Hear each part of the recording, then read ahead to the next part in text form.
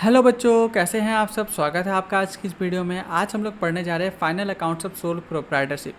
Class lecture में हम लोगों ने capital expenditure, revenue expenditure, capital loss, revenue loss, इन सब चीज़ों के बारे में पढ़ा। कैपिटल रिसिट्स के बारे में समझा, कैपिटल रेवेन्यू रिसिट्स के बारे में समझा। सभी चीज़ों पे हम लोगों ने इन डिटेल डिस्कस करा। क्वेश्चंस भी हम लोगों ने सॉल्व किया क्लास में, और हमने आपको होमवर्क भी दे रखा था कि आपको सॉल्व करके मुझे इंस्टाग्राम पे टैग करना है। चलो, आई होप आपने किया होगा, ऐसा मैं मान के चलता हूँ। आगे हम लोग बढ़ते हैं। आज सीखेंगे हम लोग फाइनल अकाउंट कैसे बनता है एक सोलो प्रोप्राइटरशिप बिजनेस कंसर्न का। आपने क्लास 9 में सोलो प्रोप्राइटरशिप, पार्टनरशिप फर्म के बारे में, जॉइंट स्टॉक कंपनी के बारे में, सभी चीज़ों के बारे में डिटेल में ऑलरेडी पढ़ा हुआ है। अगर कोई बच्चे को लगता है कि सर सोलो प्रोप्राइटरशिप ही मेरे को नहीं पता क्या होता है, तो आप जाइए इसी चैनल पे कॉमर्शियल एप्लीकेशन क्लास 9th का आपको प्लेलिस्ट मिल जाएगा। जाके वहाँ पे सभी चीज़ों को आप अच्छे से विस्तार में पढ़ सकते हो। तो मैं यहाँ पे चीज़ों को फिर से रिपीट करके यहाँ पे बेमतलब का समय ज़ाया नहीं करूँगा, लेकिन मैं छोटा सा तरीके से मैं बता देता हूँ सोल प्रोप्राइटरशिप होता क्या है। ठीक है ना। सोल प्रोप्राइटरशिप का मतलब होता है एक सिंगल पर्सन होता है जो वो बिज़नेस को हैंडल करता है, उसके सारे लॉस प्रॉफिट खुद देखता है। जैसे आपके घर के आसपास के किराना दुकान वाले हो सकते हैं, हो सकता है आपके खुद के पापा भी दुकान चलाते हों, जहाँ पे वो सारे सब चीज़ों को खुद ही हैंडल करते हैं। जेठालाल का हम लोगों ने एग्जाम्पल लिया था लास्ट लेक्चर में। अगर मैं उसकी कंटिन्यूशन के साथ में बढ़ूँ तो जेठालाल भी देखोगे सारे दुकान का सारी ऑपरेशंस वगैरह खुद ही देखता है। नुकसान होता है तो उसको होता है, फ़ायदा होता है तो उसको होता है, जब प्रॉफिट होता है तो भी उसे ही होता है। मतलब कि जेठालाल क्या है, गड्डा इलेक्ट्रॉनिक्स का सोल प्रोप्राइटर है। क्या है, सोल प्रोप्राइटर होता है। ठीक है, सारे डिसीजंस वो लेता है, तो सोल प्रोप्राइटर उसको बोलते हैं। तो अब सवाल ये है कि सर जेठालाल अपने फाइनल अकाउंट्स बनाएगा, अपने प्रॉफिट एंड लॉस को कैलकुलेट करेगा, तो कैसे करेगा, उसमें क्या क्या चीज़ें बनती हैं। तो पहले समझो इस बात को। पहले तो बेटा ट्रायल बैलेंस बनाते हैं हम लोग। सबसे इंपॉर्टेंट पार्ट क्या होता है, जर्नल एंट्री पास करना, जो कि हम लोगों ने 9th में सीखा। फिर लेज़र पढ़ते हैं, लेज़र में कैसे हम लोग लेज़र में पोस्टिंग करते हैं। उसके बाद हम लोग ट्रायल बैलेंस बनाना सीखते हैं। ये भी हम लोगों ने क्या सीखा है, क्लास 9 में सीख चुके हैं, ट्रायल बैलेंस कैसे बनती हैं। उसके बाद बिजनेसमैन क्या करता है, अपना प्रॉफिट एंड लॉस को पता लगाने के लिए क्या करता है, फाइनेंशियल पोजीशन को पता लगाने के लिए अपना फाइनल अकाउंट बनाता है, या फिर हम लोग इसको फाइनेंशियल स्टेटमेंट बोलते हैं। अगर जब ये सोल प्रोप्राइटरशिप बनाए तो इसको हम लोग फाइनल अकाउंट के नाम से जानेंगे, लेकिन वहीं अगर इसको एक कंपनी बनाती है तो इसको फाइनेंशियल स्टेटमेंट बोलते हैं। ठीक है। अब सर इसमें क्या क्या आता है, इसके अंदर पहला तो हम लोग ट्रेडिंग अकाउंट बनाते हैं, जिसके अंदर कंपनी जो आपका बिजनेस है, गड्डा इलेक्ट्रॉनिक्स की मैं बात कर लूँ तो उसने कितने सामान बेचे हैं, कितने का खरीदा है, कितने सारे डायरेक्ट एक्सपेंस करे, वो सारे आ जाते हैं। उसके बाद जितने इनडायरेक्ट एक्सपेंसेस और रिसीट्स होते हैं वो प्रॉफिट एंड लॉस अकाउंट में जाते हैं। एंड फिर थर्ड हमारा बैलेंस शीट बनता है। एंड चौथा फिर हमारे पास क्या बनता है, नोट्स टू अकाउंट्स बनते हैं, जो कि profit and loss account, trading account, balance sheet का एक रफ वर्क होता है, जो कि डिटेल एक्सप्लेनेशन देता है हर एक कैलकुलेशन का। उसके बाद हमारे पास कैश फ्लो स्टेटमेंट बनाए जाते हैं, जो आप क्लास 11th या 12th में पढ़ोगे। ठीक है ना, लेकिन अभी आपके सिलेबस में नहीं है। ओके। एनी अदर एक्सपेंसेस अगर लगता है कोई अदर डॉक्यूमेंट की ज़रूरत है, तो वो हम लोग क्या करते हैं, हम लोग उसको डालते हैं वहाँ पे। ठीक है ना। तो आई होप आपको समझ में आए कि फाइनल अकाउंट्स में क्या क्या चीज़ें होती हैं। देखो, trading account, profit and loss account जो होता है, प्रिपेयर किया जाता है असरटेन करने के लिए हम लोग का नेट प्रॉफिट या फिर नेट लॉस, कि बिजनेस ने प्रॉफिट किया या फिर लॉस करा during the given period. Business से बैलेंस शीट जो होता है बेटा, ये प्रिपेयर किया जाता है फाइनेंशियल पोजीशन को पता लगाने के लिए। हर साल के एंड में, अकाउंटिंग पीरियड के एंड में हम लोग पता लगाते हैं। सर अकाउंटिंग पीरियड का मतलब क्या होता है, एक बार फटाफट से बता दीजिए। अकाउंटिंग पीरियड का मतलब क्या होता है बेटा, जो हमारी पीरियड होती है ना 1 अप्रैल से 31 मार्च। ठीक है। जैसे मैं बात कर रहा हूँ 1 अप्रैल 2025 से अगर मान लो अकाउंटिंग पीरियड शुरू हुई, तो ख़त्म क्या होगी, 31 मार्च 2026 को ये क्या होगी, ख़त्म हो जाएगी, जिसको हम लोग अकाउंटिंग पीरियड बोलते हैं। लेकिन जो 1 जनवरी से 31 दिसंबर को ख़त्म होता है, इसको हम लोग क्या बोलते हैं, कैलेंडर ईयर बोलते हैं। क्या बोलते हैं, कैलेंडर ईयर बोलते हैं। और अकाउंटिंग पीरियड इंडिया में ये कंपलसरी है, तो बेटा यही फॉलो किया जाता है। 31 मार्च वाला ये 2016-17 के पहले यूज़ होती थी, जब तक इंडिया में जीएसटी वगैरह नहीं आया था। बट उसके बाद से ये क्या कर दिया गया है, ये फाइनेंशियल ईयर ही कंपलसरी कर दिया गया होगा। देखोगे आपकी सेशन जो होती है अप्रैल से मार्च में ही चलती है, स्कूल की क्लासेस वगैरह भी क्लास में, तो ऐसा ही होता है। ठीक है। These are the collectively known as the final account. हम लोग एक साथ इसको क्या बोलते हैं, फाइनल अकाउंट्स बोलते हैं, क्योंकि इसमें एक तो फाइनल अकाउंट क्यों, क्योंकि साल के अंत में बनता है, तो फाइनल काम यही होता है। इसके बाद फिर उस साल के पर्टिकुलर जो बुक्स ऑफ अकाउंट होते हैं वो क्लोज हो जाते हैं, क्योंकि हमारा नेट प्रॉफिट नेट लॉस पता चल जाता है और बिजनेस की फाइनेंशियल पोजीशन भी पता चल जाती है। ठीक है। चलो, ट्रेडिंग मतलब क्या होता है ट्रेडिंग अकाउंट का? बेसिकली ये एक ट्रेडिंग अकाउंट फाइनेंशियल स्टेटमेंट का एक समराइज रिजल्ट होता है, जिसमें जो भी स्पेसिफिक जो हम लोग चीज़ें करते हैं, बेसिकली सेल करा है, कोई भी परचेज करा है, जो भी डायरेक्ट जो ट्रांजेक्शन्स होते हैं उसमें हम लोग रिकॉर्ड करते हैं और इससे हम लोग ग्रॉस प्रॉफिट को कैलकुलेट करते हैं। अभी अपन प्रैक्टिकल क्वेश्चन करेंगे तो आप समझ पाओगे। तो हम लोग ग्रॉस प्रॉफिट को हम लोग क्या करते हैं, इसमें कैलकुलेट कर देते हैं।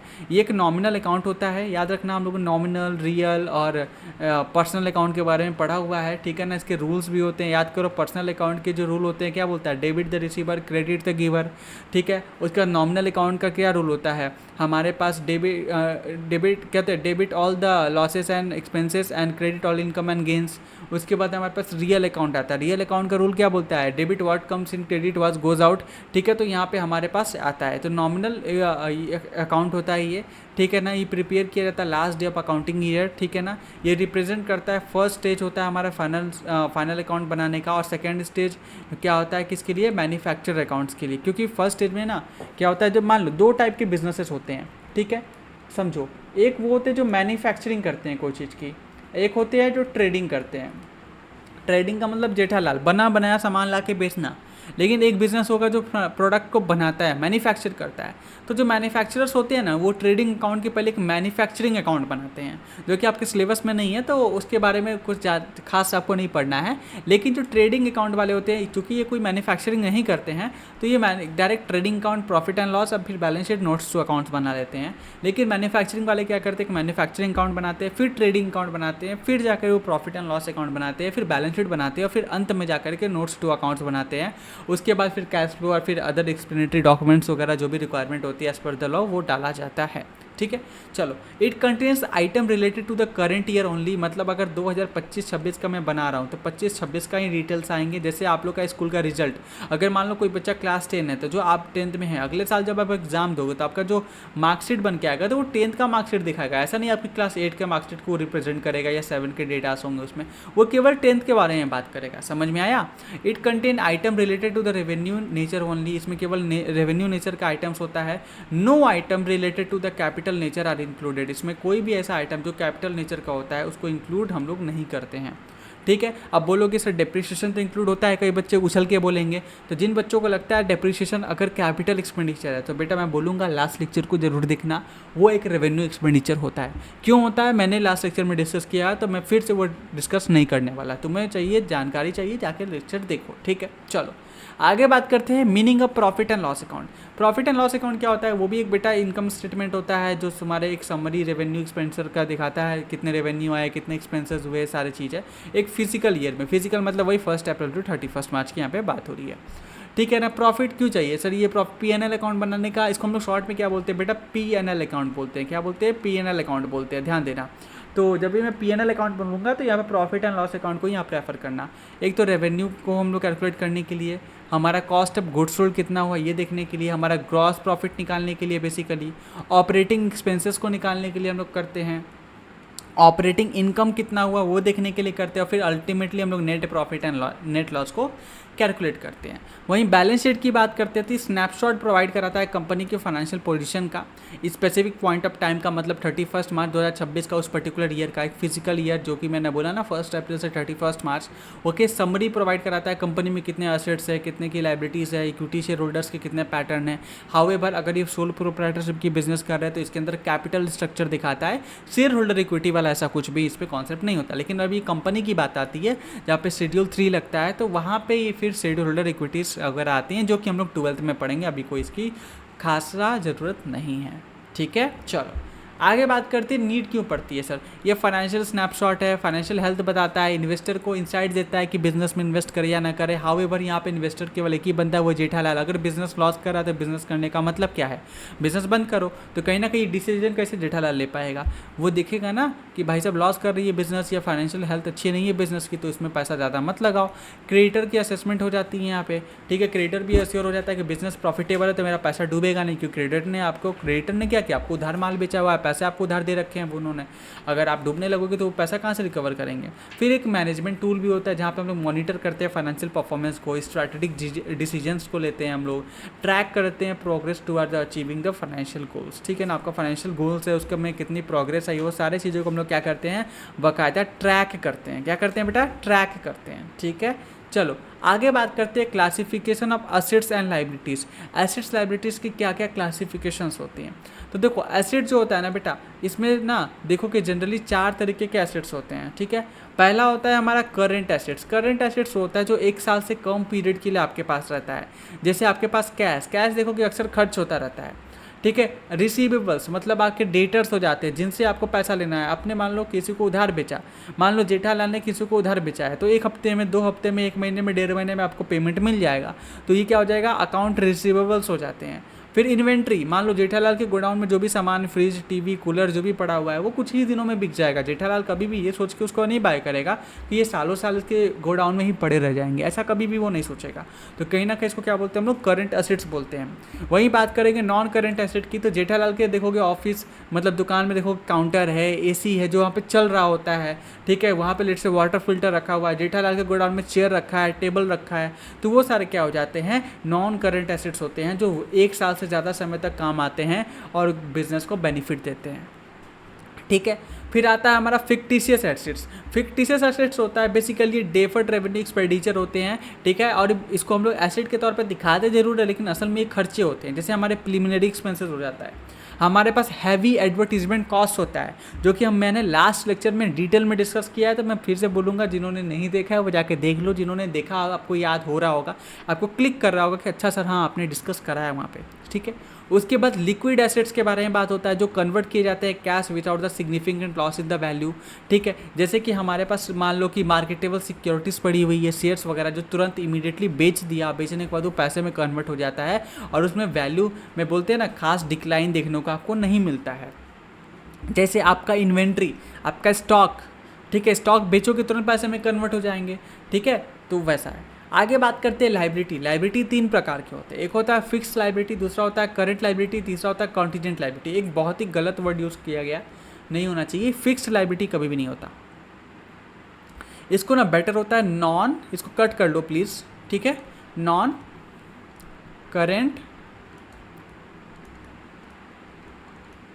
लाइबिलिटीज़ होते हैं, ठीक है ना। मैंने जानबूझ के एक्चुअली उस समय मुझे याद है, इस नोट्स को बनाते मैंने जानबूझ के लिखा था क्योंकि मुझे पढ़ाते वक्त लास्ट सेशन में ना एक बच्चों ने बोला था सर फिक्स्ड लाइबिलिटी होता है ना वो, क्योंकि उसको किसी ने बता दिया था, मे बी घर के दीदी भैया जिन्होंने वो फिक्स्ड लाइबिलिटीज़ होता है उन्होंने बता दिया, जो कि गलत है। तो मैंने जानबूझ के, मुझे याद है मैंने नोट्स पे लिखा था कि कटवा के बच्चों के स्पेसिफिकली, मुझे याद रहे समटाइम मैं भूल ना जाऊँ, तो पढ़ाते वक्त तो ये याद रहे मुझे कि फिक्स्ड लाइबिलिटी कुछ नहीं होता। कभी भी कर्ज इंसान ना हमेशा के लिए नहीं लेके रखता, कर्ज लिया ही जाता है चुका के जल्दी खत्म करने के लिए, ठीक है। तो इसको हम लोग नॉन करेंट बोल सकते हैं। नॉन करेंट जो 1 साल से ज़्यादा समय के लिए, जैसे मैंने 5 साल के लिए लोन दिया है, 5 साल में मुझे ये चुकाना है, मुझे 6 साल में चुकाना है, तो 1 साल से ये ज़्यादा है इसलिए वो नॉन करेंट है, लेकिन कभी फिक्स्ड नहीं है। ऐसा नहीं है कि जब तक मेरी ज़िंदगी है तब तक मुझे चुकाना ही पड़ेगा, ये नहीं होता है, ठीक है। लॉन्ग टर्म ऑब्लिगेशंस होते हैं जो 1 साल से ज़्यादा होते हैं, तो इसको हम लोग नॉन करेंट लाइबिलिटीज़ बोलते हैं, इसी वजह से यहाँ पे ये चीज़ लिखा हुआ है, ठीक है। आगे आता है करंट लायबिलिटी, जो 1 साल से कम के भीतर चुका देना। मतलब जेठालाल ने क्या किया, फ्रिज मंगवाया, 100 पीस फ्रिज मंगवाया है जिसकी पेमेंट वो 1 महीने के अंदर कर देगा, शॉर्ट टर्म हो गया। रेंट देना, 2 महीने का रेंट बाकी है, तीसरे महीने में पे कर दिया, शॉर्ट टर्म लाइबिलिटीज़ हो जाते हैं जो 1 साल के भीतर में ही आपको कर देना है। कॉन्टीजेंट लाइबिलिटीज़ क्या होते हैं, जो ऑब्लिगेशन डिपेंड करते हैं occurrence of a future event, ठीक है। मान लो क्या होता है जेठालाल पे लेट से भिड़े ने केस कर दिया, बोला कि 1 लाख रुपए का फ़ोन मेरे को गलत चिपका दिया है जेठालाल ने, इसको रिकवर करेंगे जेठालाल से। अब जेठालाल पे केस ठोक दिया, अब जेठालाल केस हार जाता है, ठीक है। तो अगर हार जाएगा जेठालाल तो उसको 1 लाख रुपए पे करना पड़ेगा ना भिड़े को, समझ में आ रहा है। तो यहाँ पे क्या हुआ, ये कॉन्टीजेंट लायबिलिटी, क्योंकि यहाँ पे कॉन्टीजेंट इसलिए क्योंकि ये कंफर्म नहीं है कि 1 लाख रुपए पे करना पड़ेगा जेठालाल को, क्योंकि केस जेठालाल भी जीत सकता है और भिड़े भी जीत सकता है। अगर जेठालाल जीत गया केस तो क्या पता है 1 रुपये भी ना पे करना पड़े, लेकिन अगर जेठालाल हार गया तो 1 लाख रुपये पे करना पड़ सकता है। तो अल्टीमेटली मुद्दा यही है बेटा कि यहाँ पे कॉन्टीजेंसी बनी हुई है, कोई कंफर्म नहीं है कि आपको पे करना है कि नहीं पे करना है, बट पे करना पड़ सकता है। तो हम लोग प्रूडेंस का यूज़ करते हैं। प्रूडेंस क्या बोलता है कि जितने सारे लॉसेस है, एक्सपेंसेस है, उसको पहले से रिकॉर्ड करके चल लो, एंटिसिपेटेड लॉसेस और एक्सपेंसेस होते हैं वो पहले से मान लो, मतलब कोई भी नुकसान होने वाला उसका अभी से खर्चा इकट्ठा करके रख लो भाई साहब। प्रॉफिट हो गया तो अच्छी बात है, नहीं हुआ तो कम से कम खर्चा के लिए तुम्हारे पास पैसा अभी से प्रावधान प्रोविज़न बना के चलो, जिससे आगे चल के क्या हो सके, तुम्हें काफ़ी ज़्यादा दिक्कतें का सामना ना करना पड़े। तो कॉन्टीजेंट लायबिलिटी उसी का पार्ट है, उसी बोलते हैं ना प्रिंसिपल को फॉलो करते हुए आता है, जिसमें पेंडिंग लॉ सूट्स वगैरह जो होते हैं, वारंट्स होते हैं, इसके अगेंस्ट हम लोग यूज़ करते हैं। लॉ सूट मतलब आप पे किसी ने केस कर दिया है और आपको 2-3 लाख रुपए आपको हो सकता है कंपनसेशन के तौर पे आप उसके पे करना पड़े, लेकिन आप केस हारोगे तब पे करना पड़ेगा, जब तक हारोगे नहीं तब तक देना नहीं है। तो तब तक के लिए आप 3 लाख रुपये अलग रख सकते हो, जिससे क्या हो सके कल को अगर हार गए तो वो 3 लाख देना पड़ सकता है, अगर मान लो जीत गए तो बात ही खत्म हो गई, कोई टेंशन नहीं है। तो ये कॉन्टीजेंसी है, यहाँ पे श्योर नहीं है, ना हारोगे ना जीतोगे, कोई कंफर्म नहीं है, तो कॉन्टीजेंट लायबिलिटी बोलते हैं। अब डायरेक्ट फॉर्मेट आता है, तो फॉर्मेट में क्या होता है, ट्रेडिंग अकाउंट बनता है बेटा। यहाँ पे जैसे गड्ढा इलेक्ट्रॉनिक्स हो जाएगा, यहाँ पे गड्ढा इलेक्ट्रॉनिक्स का नाम लिख देंगे, ठीक है। ईयर इंडेड जो भी ईयर के लिए बना रहे हो आप, इसमें क्या होता है, पहला हम लोग trading account, profit and loss account हम लोग एक ही में मर्ज करके बनाते हैं। ऐसा कुछ नहीं है कि आप एकदम अलग बनाते हो। जैसे मैं बता देता हूँ, आप सारे ओपनिंग स्टॉक वगैरह कैलकुलेट करते हो तो आपके पास यहाँ पे आ जाएगा, कहाँ गया, हाँ देखो, बेसिकली हम ट्रेडिंग या प्रॉफिट लॉस एक में बना सकते हो, आप अलग अलग भी बना सकते हो। ये आपका देखो ट्रेडिंग अकाउंट है, क्योंकि अलग अलग मुझे दिखाना है आपको, इसलिए मैंने अलग अलग बना करके दिया है, बट आप एक में बना सकते हो। कैसे, मैं अभी आपको प्रैक्टिकल एग्जांपल करके दिखाऊंगा, तो आपको खुद ही चीज़ें समझ में आ जाएंगी। देखो, पहले तो हम लोग ओपनिंग स्टॉक लिखते हैं कि सर बिज़नेस में पहला पुराना जो स्टॉक है उसको हम लोग लिखा जाता है। फिर जो नए स्टॉक्स हम लोगों ने बाय करे हैं करेंट ईयर में, उससे हम लोग लिखते हैं। फिर कई बार ऐसा होता है कि जब स्टॉक हम लोगों ने ख़रीदा होता है, उसमें से कुछ चीज़ें ख़राब निकल आती हैं। जेठालाल है, मान लो 100 फ्रिज मंगवाया, जिसमें से एक फ्रिज की अंदर की जो है कंप्रेसर काम नहीं कर रहा, फ्रिज ठंडा ही नहीं कर रहा है, तो उसे रिटर्न कर दिया जाता है सप्लायर को, तो वो रिटर्न लेस कर दिया जाता है। 100 फ्रिज मंगवाया, मान लो 100 फ्रिज मंगवाया, जिसमें से 10 फ्रिज में गड़बड़ी थी, जेठालाल ने 10 फ्रिज लौटा दिया, तो अल्टीमेटली कितना रिसीव हुआ, 90 फ्रिज रिसीव हुआ ना। तो ये रिटर्न को हमने क्या किया, लेस कर दिया, ये 100 था, तो अब यहाँ पे 90 लिखेंगे, नेट इफेक्ट। फिर डायरेक्ट एक्सपेंसेस जो होते हैं, जैसे किसी वेजेस दिया, मान लो डायरेक्ट, जैसे ये डायरेक्ट एक्सपेंसेस का मतलब क्या, जो भी हमारे माल को हमारे गोडाउन तक लाने में जो खर्चा होता है वो डायरेक्ट एक्सपेंस होता है। मतलब कि मान लो कि रास्ते में टेम्पो से प्रोडक्ट आया, 100 हमारे पास फ्रिज आया, जिसको उतरवाने के हमने लेबर को पैसा पे करा, उस टेम्पो वाले को किराया दिया, ठीक है, रास्ते में भाड़ा वगैरह लगा, वो सारे डायरेक्ट एक्सपेंसेस आ जाएंगे। अगर वो प्रोडक्ट इंडिया के बाहर से आ रहा है, तो इंडिया में इंपोर्ट हो रहा है, तो वहाँ पे इंपोर्ट ड्यूटी आ जाएगा। जो टेम्पो चल रही है उसकी अगर मैंने फ्यूल के चार्जेस पे करी, तो वो क्या हो जाएगा, गैस फ्यूल डायरेक्ट एक्सपेंस हो जाएगा। अगर मान लो ऑक्ट्रॉय पे करना पड़ेगा, जनरली टोल वगैरह काइंड ऑफ होता है, अगर आपने वो पे करा है तो उसकी चार्जेस हो जाती है। अगर आपका गाड़ी शिप से आ रहा है, तो शिप जहाँ पार्क होता है बेटा, उसको डॉक यार्ड कहते हैं। क्या बोलते हैं, डॉक यार्ड कहते हैं।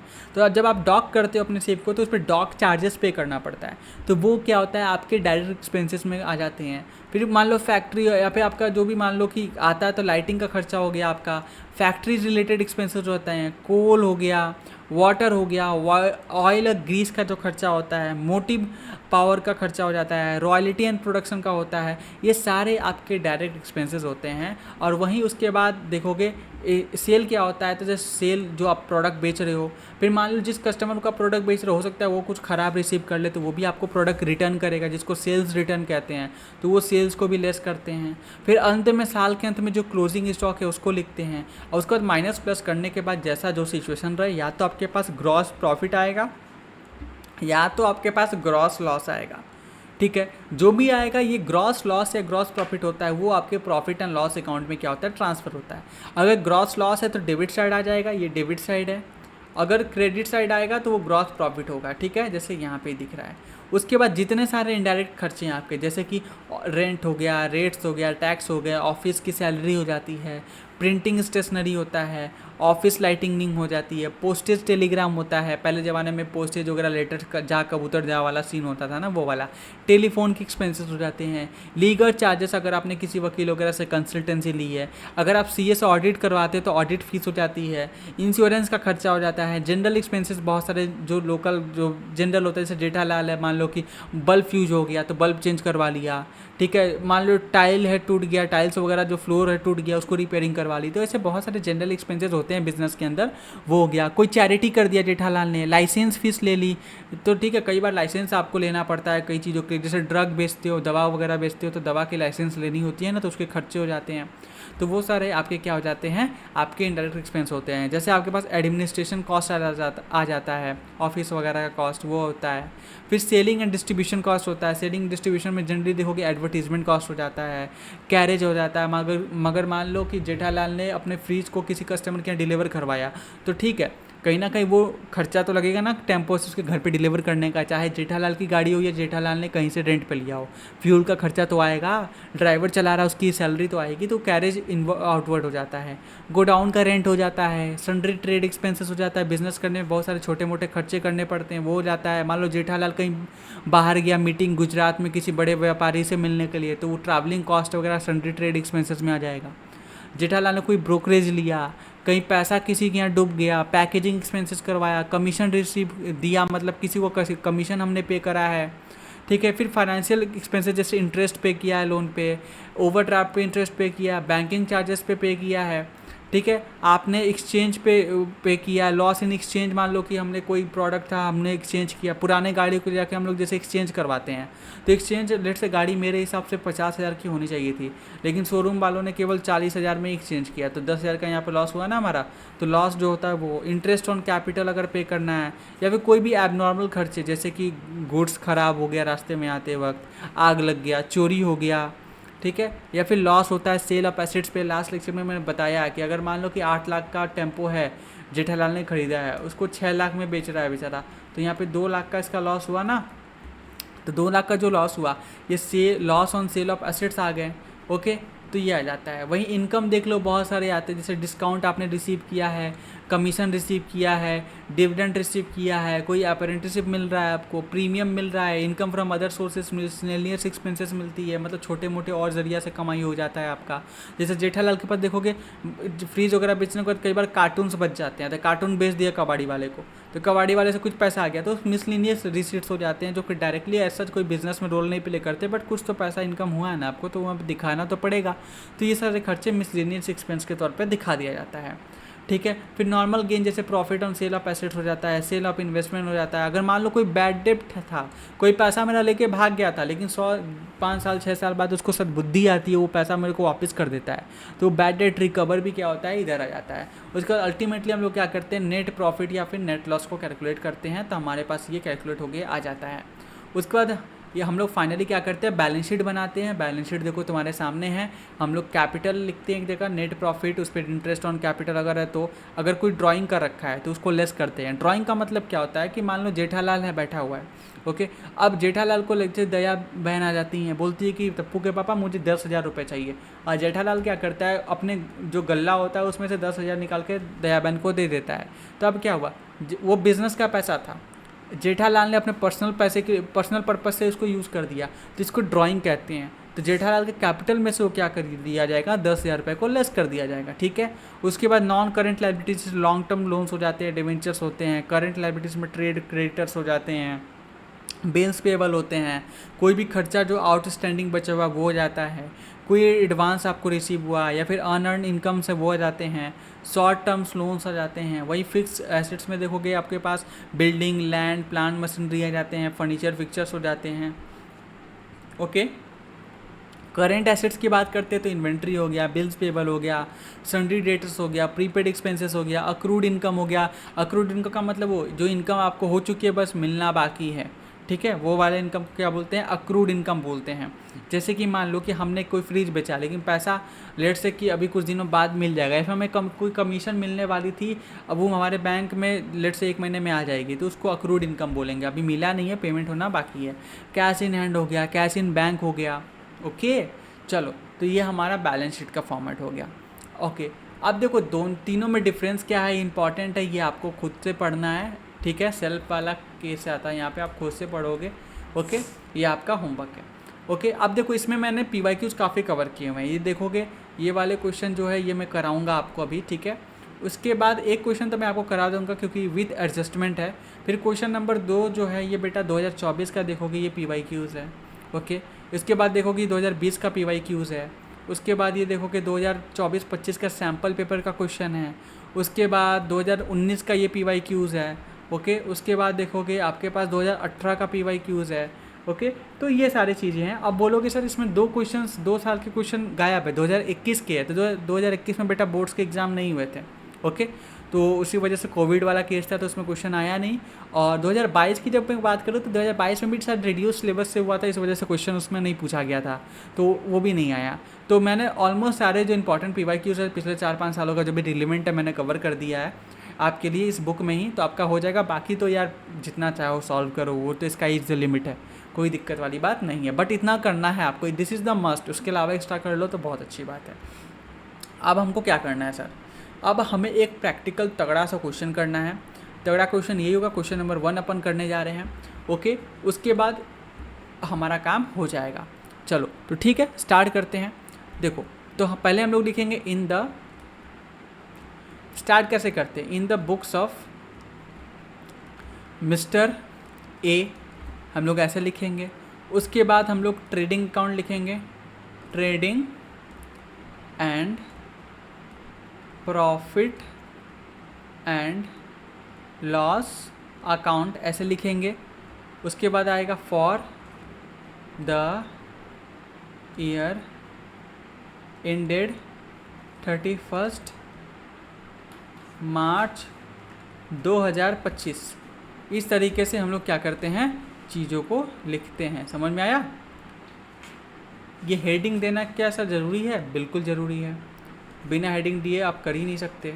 ठीक है, अरे यार रुक जाओ 1 मिनट,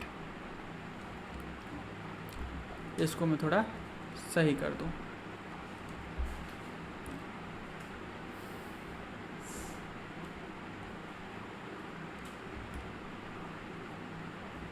कहाँ गया, फॉर। ठीक है, आई होप आपको समझ में आ रहा होगा, दिख रहा होगा। EF आ गया, डन हो गया। अब हमें एक कॉलम खींचना है। कॉलम कैसे खींचना है, इस तरीके से। मेरे पास थोड़ा स्केल वगैरह का वो नहीं है, बट ध्यान देना तुम लोग को अच्छे से फॉर्मेट में करना है, जैसे ये बना हुआ है। ओके, ये हो गया। यहाँ पे हम लोग लिखेंगे पर्टिकुलर्स। यहाँ पे मेरे पास अमाउंट का कॉलम आ जाएगा, यहाँ पे भी पर्टिकुलर्स लिखेंगे। ये मेरे पास क्या आ जाएगा, अमाउंट का कॉलम आ जाएगा। और यहाँ पे मुझे क्रेडिट लिखना है और यहाँ पे मुझे डेबिट लिखना है, जिससे मुझे पता रहे, क्योंकि अपन अभी 10th क्लास में ही हैं, बहुत ज़्यादा बड़े बच्चे हैं नहीं, तो ऐसा नहीं है कि उसको छोड़ना है, उसको ज़रूर से लिख के रखना है, वो आपको याद दिलाएगा कहाँ पे क्या है। ठीक है, उसके बाद नीचे एक और कॉलम खींचना है अपने को, सेम सा।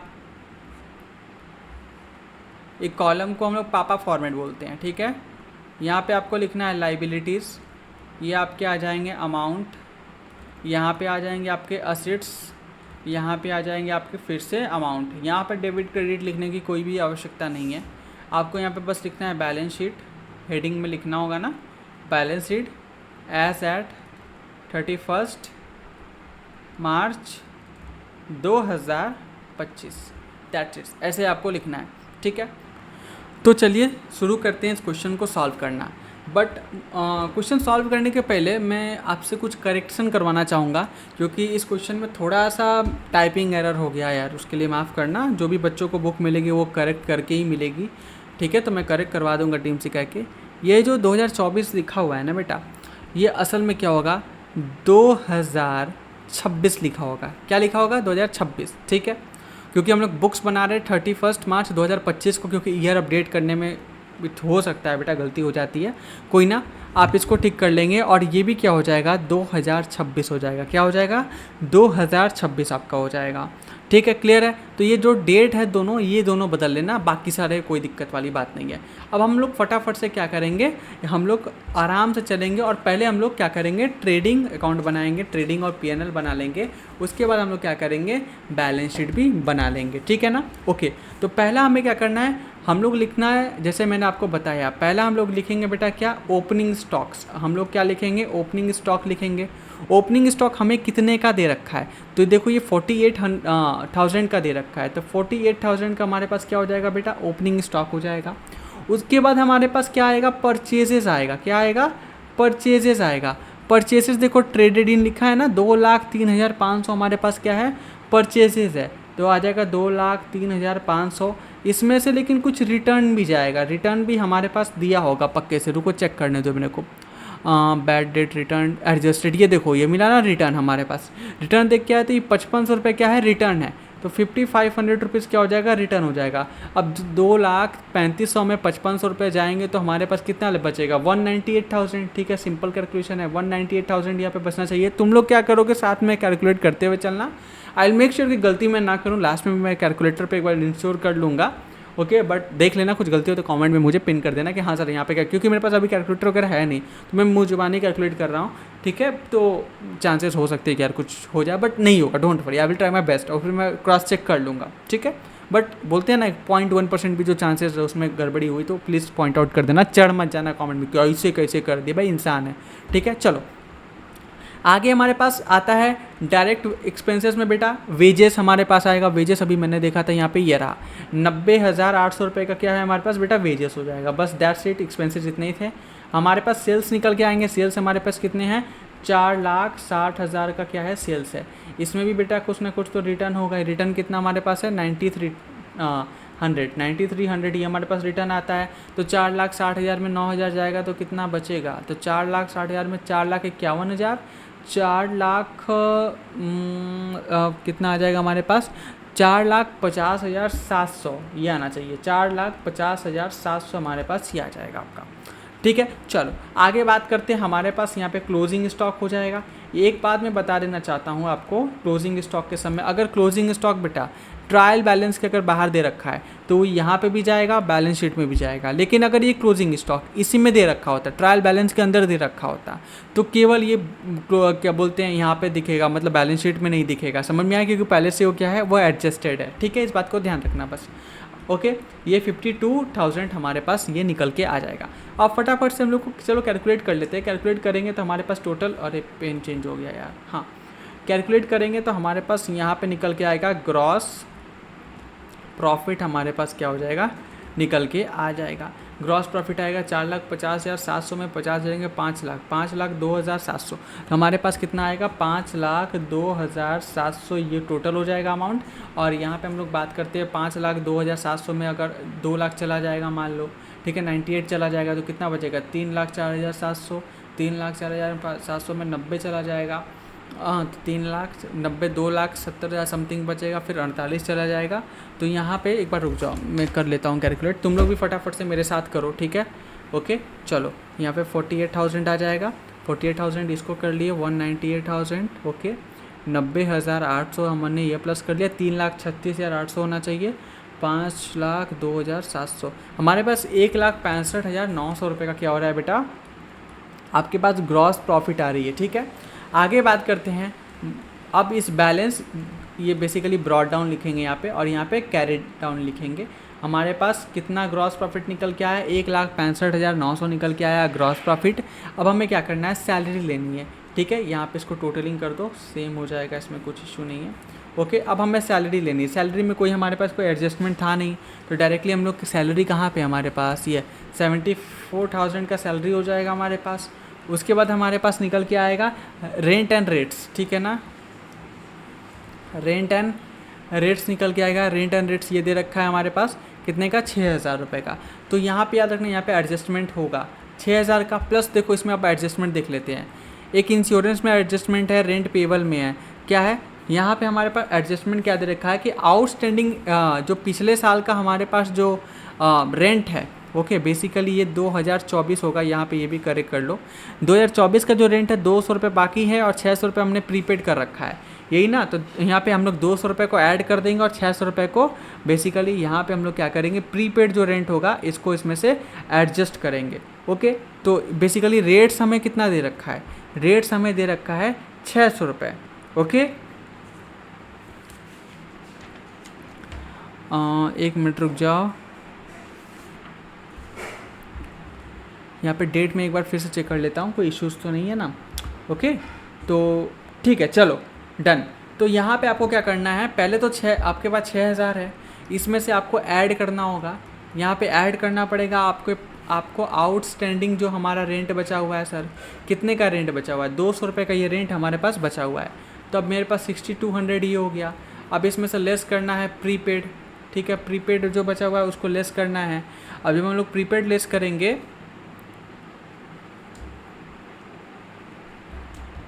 हाँ जी, तो चलिए फटाफट से बनाते हैं। बीच में कॉल आ गया था, सॉरी। ओके चलो, प्रीपेड हमारे पास कितना है, 600 रुपये हमारे पास प्रीपेड है सर। ठीक है, तो हमारे पास कितना आ जाएगा, 200 इधर गया, 400 और 5600 हमारे पास क्या हो जाएगा टोटल, हमारे पास रेंट का और रेट्स का निकल के आ जाएगा। उसके बाद हमारे पास क्या हो जाएगा बेटा, बैड डेट निकल के आ जाएगा। बैड डेट याद करो, यहाँ पे बैड डेट हमारे पास जो निकल के आएगा, पहले से बैड डेट कितना है, तो बैड डेट हमें देखना पड़ेगा, कहाँ गया, 2500 का बैड डेट है सर। पहले से पता चल रहा है 1000 बैड डेट हमारा और बढ़ गया, क्योंकि क्या हुआ, एक बंदा है गनीच घटिया किस्म का आदमी, वो इंसॉल्वेंट हो गया। देखो यहाँ पे लिखा हुआ है मिस्टर सोनू। ठीक है, तो ये एडिशनल बैड डेट हो जाएगा, यहाँ पे बैड डेट ऐड करना पड़ेगा तुम्हारा सोनू के लिए। ठीक है, तो कितने हो जाएंगे, सॉरी प्लस करना है ना, या ब्रैकेट नहीं होगा, ब्रैकेट नहीं लिखना है, 3500 रुपये। ओके, 3500 ये हो जाएंगे। अब ध्यान देना, अब हमारे पास आता है कमीशन आता है 3150। ठीक है, तो हमारे पास कमीशन हो जाएगा 2, कमीशन कितना हो जाएगा 3150 रुपीज़। और यहाँ बाई कमीशन भी हो जाएगा हमारे पास। बाई कमीशन देखो मैं शॉर्ट फॉर्म में लिख रहा हूँ, तुम लोग अच्छे से इसको फिर प्लीज़ कर लेना यार, प्लीज़, ठीक है ना।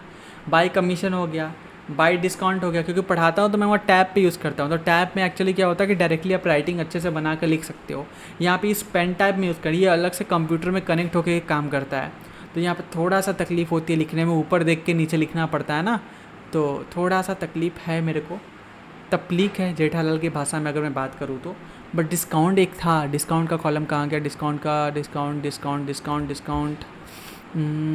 अरे भाई कहाँ गया डिस्काउंट, यही तो था कहीं, यस 3700 रुपये का डिस्काउंट। ठीक है ना, डिस्काउंट हमारे पास कितना था, 3700 का हमें क्या मिलेगा, डिस्काउंट मिलेगा। तो वो भी यहाँ पे क्या करेंगे, नोट कर देंगे। और हमने डिस्काउंट इधर भी नहीं लिखा, तो यहाँ पे भी क्या करेंगे, डिस्काउंट हम लोग क्या करेंगे, 6500 रुपये का ये डिस्काउंट हम लोग यहाँ पे भी डाल देंगे। ओके, और हमारे पास क्या बचा है, डिस्काउंट का काम हो गया। अब एक बहुत ही भयंकर चीज़ बची है, सैलरी हो गया ना, हाँ, बिल रिसीवेबल बिल्स पेबल तो हमारा एसेट वगैरह हो जाते हैं। अब इंश्योरेंस का हमने काम कर दिया, सन्डे डेटर का काम कर दिया, रेंट पेबल था वो काम कर दिया। अब एक बचा है डेप्रीसिएशन का। ठीक है, तो 2 डेप्रीसिएशन, यहाँ पे वर्किंग नोट 1 लिख दो। क्या करोगे, वर्किंग नोट 1 लिख दो, और उसके बाद हमारे पास क्या हो जाएगा, 2 नेट प्रॉफिट यहाँ पे निकल के आ जाएगा। क्या हो जाएगा, नेट प्रॉफिट निकल के आ जाएगा। अब हमें क्या करना है, वर्किंग नोट बनाना है यहाँ पे। ओके, वर्किंग नोट बनाना है आपका। चलो, नंबर 1 आता है कैलकुलेशन ऑफ डेप्रिसिएशन, कैलकुलेट करना है। देखो कि पहला हमारा 3 इसमें एसेट है बेटा, कौन कौन से एसेट्स हैं, एक हमारे पास दे रखा है प्लांट मशीनरी, फर्नीचर और मोटर वैन्स। ठीक है, तो पहले प्लांट मशीनरी को देख लेते हैं। प्लांट एंड मशीनरी हमारे पास आ जाएगा, कितने का है सर, प्लांट मशीनरी 50,000 का है, तो 50,000 का हमारे पास प्लांट मशीनरी है। इस पर कितने % का डेप्रिसिएशन लगाना है, 5% का डेप्रिसिएशन लगाना है। फिर फर्नीचर हमारा कितने का है, हमारे पास जो फर्नीचर है 2600 रुपये का है, 10% का डेप्रिसिएशन लगेगा। ठीक है ना, तो यहाँ पे आ जाएगा फर्नीचर, ठीक है ना, 26,000 का है, 10% का हमारे क्या लगेगा, डेप्रिसिएशन हमारे पे चार्ज कर दिया जाएगा। उसके बाद क्या हो जाएगा, 2600 का है कि 26,000 का है, सॉरी 2600 का है। ठीक है, तो 2600 का हो जाएगा, ये एक चला गया। उसके बाद वैन आ जाएगा, मोटर व्हीकल जो है हमारे पास। ठीक है, मोटर व्हीकल हमारे पास आ जाएगा, मोटर वैन जिसको बोलते हैं। ओके, मोटर वैन हमारा कितने का है, देख लेते हैं एक बार चल के। मोटर वैन हमारे पास 12,000 का देखने को मिल रहा है, इस पर 20% का डेप्रिसिएशन चार्ज करना है, तो ये हो जाएगा 12,000 @ 20%। ठीक है, तो 5,000 का 5% होता है 2500, उसके बाद इसका 10% हो जाएगा 260, इसका हो जाएगा 12 का 20% 2400। हमारे पास ये टोटल निकल के आ जाएगा, तो 2500 और 2400 हो जाता है 4900, 5,000 5160 रुपये हमारा कुल डेप्रिसिएशन का कॉस्ट हो गया। देखो इतने अच्छे तरीके से हम लोगों ने डेप्रिसिएशन कैलकुलेट कर लिया। ओके, तो हम लोग क्या करेंगे, 56 5160 हो जाएगा, 5160 हो जाएगा। और हमारे पास फाइनली अब कैलकुलेट होकर के आएगा नेट प्रॉफिट या फिर नेट लॉस। बहुत ही गंदा प्रेजेंटेशन है, भगवान ना करे तुम लोग को ऐसा बनाना कब पड़े। मेरे को खुद से देख के घिन आ रही है, बट मैं क्या करूँ, सॉरी, क्योंकि मेरे को इस पर लिखना पड़ रहा है ना, मेरे को उतना आइडिया नहीं है लिखने का। चलो, तो 170 to 100 मतलब 1,72,100 रुपये आता है। ओके, अभी हम लोग सर एग्ज़ाम में कैसे पता चलेगा हम लोग सही बना रहे हैं गलत बना रहे हैं?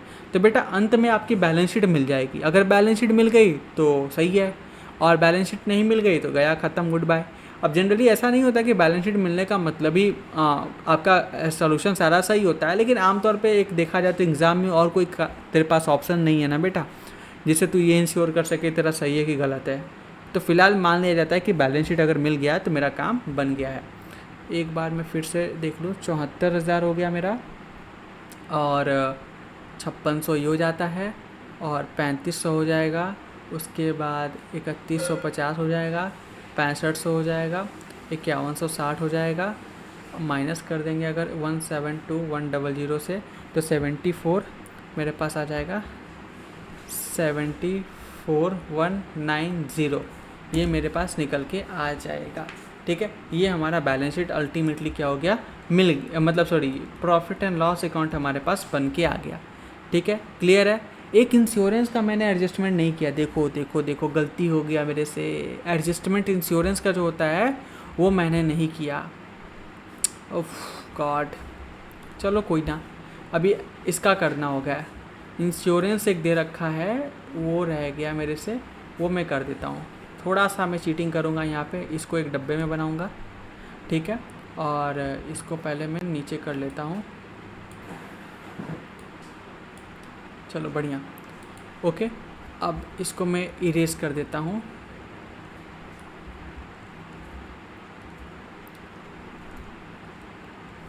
यहाँ पे एक और लिख लेना बेटा, इंश्योरेंस।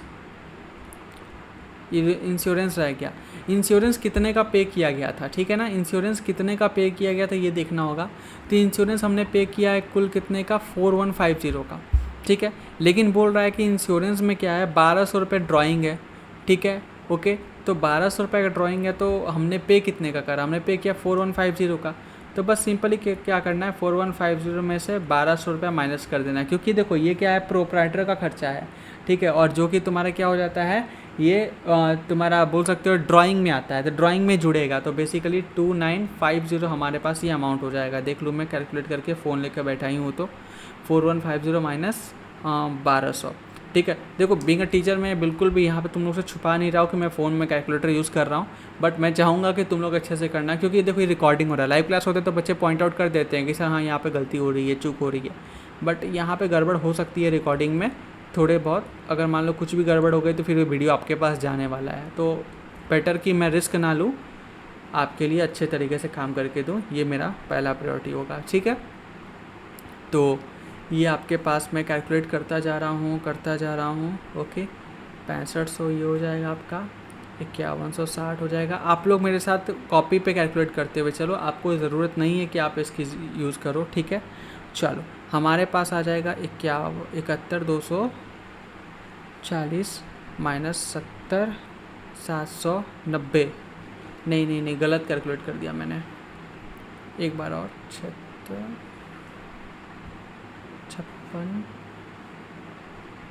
35, 3150, 6500, 5160, 2950, ओके, माइनस 172,100, 71240, ये हमारा क्या हो गया, नेट प्रॉफिट निकल के आया है, ठीक है, माइनस 70790, ठीक है। क्लियर है। चलो अब हम लोग क्या करेंगे, फटाफट से हम लोग बैलेंस शीट बना लेंगे और फिर हमारा काम हो गया है, ठीक है। तो प्लांट एंड मशीनरी का हमारे पास बैलेंस शीट आ जाता है, डायरेक्ट 50,000 हमारे पास वैल्यू है, और इसमें से लेस कर देंगे डेप्रिसिएशन हमारे पास कितना निकल के आया था, प्लांट मशीनरी का 2500 रुपये का डेप्रिसिएशन निकल के आया था। जब 50 में 25 से आएगा तो 47,500 ये बचेगा हमारे पास। फिर हमारे पास फर्नीचर आ जाएगा, फर्नीचर 2600 रुपये का था, इसमें भी हम लोग क्या करेंगे, डेप्रिसिएशन घटा देंगे 260 रुपये का। तो 260 रुपये का डेप्रिसिएशन घटेगा तो 2340 रुपये हमारे पास डेप्रिसिएशन आ जाएगा। उसके बाद हमारे पास मोटर वैन आ जाएगा, ठीक है, मोटर वैन हमारे पास निकल के आ जाएगा। मोटर वैन कितने का है हमारे पास, मोटर वैन 12,000 का है, 12,000 में से 24,000 जाएगा, ठीक है, लेस कर देंगे डेप्रिसिएशन हमारे पास 2400 रुपये, सॉरी, ओके 2400 रुपये हम लोग क्या करेंगे इसमें से लेस कर देंगे। 2400 रुपये लेस करेंगे तो हमारे पास कितना बच के आएगा, हमारे पास जो अमाउंट निकल के आएगा वो 14,000, कहाँ गया मोटर वैन, हमारे पास 12,000 में से 2400 घटाएंगे, हमारे पास 9,600 निकल के आएगा, ठीक है। तो 9,600 हमारे पास ये निकल के आता है, ओके। उसके बाद हमारे पास निकल के आता है क्लोजिंग स्टॉक, ठीक है, हमारे पास क्लोजिंग स्टॉक निकल के आएगा 55,000 का, हमें याद है 52 था, एक मिनट रुक देख लूँ, 52,000 का, 52,000 का देखो हमारे पास क्लोजिंग स्टॉक निकल के आता है। उसके बाद हमारे पास प्रीपेड एक्सपेंसेस होते हैं, प्रीपेड हमारे पास निकल के आते हैं, प्रीपेड कुछ 600 रुपये हमारे पास पे कर रखा है, रेट्स प्रीपेड रेट्स हमने 600 रुपये पे कर रखा है। उसके बाद हमारे पास डेटर्स आ जाते हैं, डेटर्स की कीमत कितनी है हमारे पास, डेटर हमारे पास कितने के हैं, हमारे पास 45,700 के डेटर्स है, ठीक है ना। तो 45,700 के डेटर में से हमने लेस कर दिया बैड डेट को, बैड डेट को जब हमने लेस किया तो कितना लेस करेंगे सर, हमें लेस करना पड़ेगा 1,000 रुपीज़ बैड डेट को, ठीक है ना। तो हमारे पास कितना हो जाएगा 44,700 हमारे पास ये आ जाएगा। उसके बाद हमारे पास वही आ जाएगा बिल रिसीवेबल्स, जिसको हम लोग शॉर्ट में BR लिखते हैं।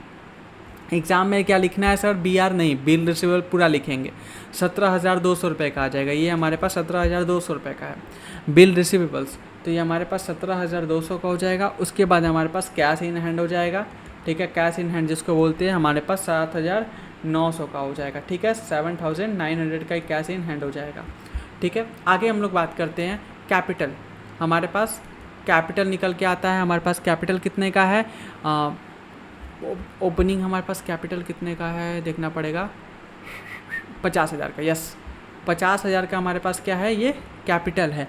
अब हमने क्या करना है, इसमें से नेट प्रॉफिट पहले ऐड करना है। नेट प्रॉफिट हमने कितना निकाला है, 7,1,240 हमने नेट प्रॉफिट निकाला है। उसके बाद लेस कर देंगे ड्राइंग को, ठीक है, ड्राइंग को लेस करेंगे 1,200 रुपये का, तो ये पॉलिसी है तो ये 1,200 रुपये क्या हो जाएगा, ड्राइंग का लेस हो जाएगा, ओके। इसके अलावा भी हमारे पास ड्राइंग दे रखा है, 7,000 रुपये का ये ड्राइंग है, ठीक है। तो 7,000 रुपये का ये ड्राइंग और 8,200 रुपीज़ डायरेक्टली हम लोग क्या करते हैं यहाँ पे लेस कर देते हैं। तो अगर मैं 50,000 रुपये में से प्लस कर देता हूँ 7,1,240 को और लेस कर देता हूँ 8,200 को, तो मेरे पास आएगा 1,13,040 रुपये हमारे पास बच करके आएगा वापस, ठीक है ना, ओके। चलो अब हमारे पास निकल के आता है 1 मिनट 50,000 है ये ना, ठीक है, तो 50,000 ओके प्लस 7,1,240 माइनस 8,200, 1,13,040, ठीक है। उसके बाद मेरे पास आएगा आउटस्टैंडिंग जो मेरा रेंट है, कितना रुपए था, 200 रुपये का रेंट जो था आउटस्टैंडिंग था। बिल्स पेबल जो था बेटा, बिल्स पेबल कहाँ गया मेरा, बिल्स पेबल ये रहा, 15,600 का बिल्स पेबल है, तो 15,600 का बिल्स पेबल है, ओके। उसके बाद हमारे पास क्रेडिटर्स आ जाते हैं। क्रेडिटर्स हमारे कितने हैं, क्रेडिटर हमारे पास डेटर और क्रेडिटर दे रखा है, 52,000 रुपये का हमारे पास क्रेडिटर है, तो हमारे पास 52,000 क्या हो जाएंगे, क्रेडिटर हो जाएंगे। और उसके बाद लास्टली हमारे पास क्या है, बैंक ओवरड्राफ्ट है, क्या है, ओवरड्राफ्ट है। बैंक ओवरड्राफ्ट कहाँ गया, बैंक ओवरड्राफ्ट कहाँ गया हमारा, office stock plant vehicle debtors bad debt rent commission cash at bank, 1,000 का ये हमारे पास बैंक ओवरड्राफ्ट हो गया। उसमें मैंने देखा था, अभी जब देखो तो नज़र से भागते हैं, ठीक है। चलो अब हम लोग टोटल करते हैं, ओके। चलो 113,040 प्लस 200 प्लस 15,600 प्लस 52,000 1,000, 1,81,840 47,500 2340 9600 52,600 44,700 17,200 प्लस 79 00 81840 181840 आ गया। बैलेंस शीट हमारा मिल गया सर। और इसी के साथ बहुत ही गंदे प्रेजेंटेशन के साथ, नो डाउट ऐसे एग्जाम में प्लीज़ मत करना, बट हाँ मेरे पास कोई ऑप्शन नहीं था, लेकिन मैंने इस क्वेश्चन को सॉल्व करके तुमको दिखाया एटलीस्ट अच्छे तरीके से कि एग्ज़ाम में कैसे करना होता है। देखोगे ट्रेडिंग अकाउंट ये वाला पार्ट था हमारा, और प्रॉफिट एंड लॉस ये था। यहाँ पे लिख सकते हो ट्रेडिंग का ये वाला पार्ट था और प्रॉफिट एंड लॉस अकाउंट का ये वाला पार्ट था। मैंने एक में ही करके दिखाया, लेकिन फॉर्मेट में देखोगे मैंने अलग अलग फॉर्मेट दिखाया था। देखो ये P&L का पार्ट था और ये ट्रेडिंग एंड लॉस का था, दिख रहा है, ट्रेडिंग का बेसिकली था एंड प्रॉफिट एंड लॉस का था, बैलेंस शीट था। तो इस तरीके से मैंने किया। वर्किंग नोट कैसे बनता है वो भी बता दिया। आई होप आपको समझ में आया होगा। PYQs दिए हुए हैं, तुम इसे देखो, प्रैक्टिस करो अच्छे तरीके से, कमेंट में बताना कैसा है क्या नहीं। अगली क्लास में हम लोग fundamental cost of concept basically fundamental concept of cost पढ़ेंगे। ओके, कॉस्ट के बारे में समझेंगे थोड़ा बहुत, कॉस्ट मैनेजमेंट अकाउंटिंग के बारे में थोड़ा बहुत, बहुत ही थोड़ा सा मैंने आपको इंट्रोडक्शन देने का कोशिश किया है इसमें बुक में, तो मज़ा आएगा। कोशिश करना इस बुक को एक बार पढ़ लो, उसके बाद फिर मेरे से मतलब क्लास करो, बहुत बेहतर तरीके से समझ में आएगा। हार्ड कॉपी इस बुक की चाहिए आपको, तो आप क्या कर सकते हो, इस नंबर पर कांटेक्ट कर सकते हो, आपके घर पे बुक डिलीवर कर दी जाएगी। PDF चाहिए, वेदत लर्निंग ऐप डाउनलोड करो, वहाँ पे ICSE सेक्शन में जाना, क्लास 10 के अंदर आपको फ्री ऑफ कॉस्ट ये PDF पूरी अपलोडेड है, आप जा करके उससे पढ़ सकते हो। ठीक है, चलो, जब बुक आपको ये हार्ड कॉपी आपके घर पे मिलता है, इसमें बहुत सारे क्वेश्चंस भी मिलते हैं एक्स्ट्रा। ओके, अदर चैप्टर की जो आपके पास अवेलेबल है, बाकी जो ऐप में PDF अवेलेबल है शायद से उसमें क्वेश्चन नहीं है, बिकॉज जो बच्चे ऑर्डर करें उनको कुछ एक्स्ट्रा मिलना चाहिए, तो एक्स्ट्रा के तौर पे हम लोग बहुत सारे क्वेश्चंस देते हैं और PYQ PDF के फॉर्म में आपको प्रोवाइड कराते हैं। ठीक है, मैं मिलता हूँ नेक्स्ट वीडियो में, बाय बाय, अगले चैप्टर मिलेंगे, टेक केयर।